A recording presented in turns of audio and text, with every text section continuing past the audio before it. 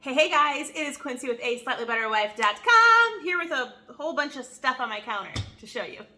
So I'm whipping up a batch of taco seasoning. I'm pretty sure on my blog I have my old recipe for taco seasoning, but with adding another child and, well, let's just face it, because I became lazy, I began buying taco seasoning like this from Thrive Market in a packet.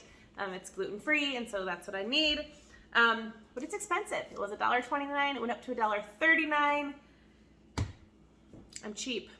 I'm flat out cheap. I put a poll on my Facebook asking if the majority of people buy their groceries only on sale, like what they buy.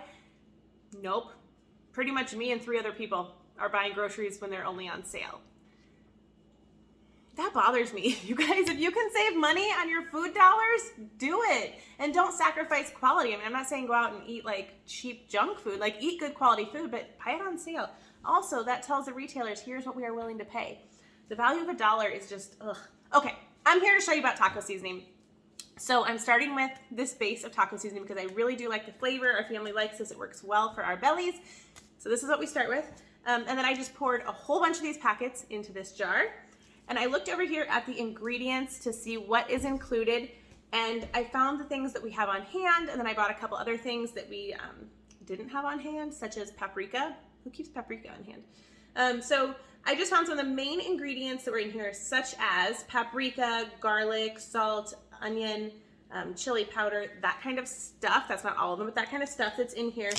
And then I bought these packets because these are $2.99 for some good sized seasonings.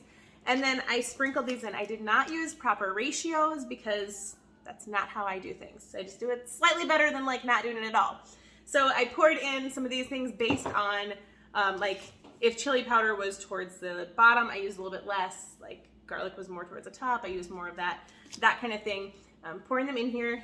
Once I got it all together, I put the lid on, I handed it to a kid, and she did a little shake, shake, shake, shake, and it made taco seasoning. So now I can just go in with a spoon and scoop out a tablespoon or 2 at a time as I need it. And it just helps stretch our food dollars a whole lot more because we use taco seasoning several times a week.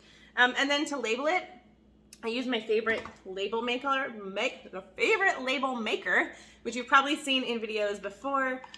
If you don't have something like this, don't go out and spend money on it if you don't need it because you need to save your money. You can use a Sharpie.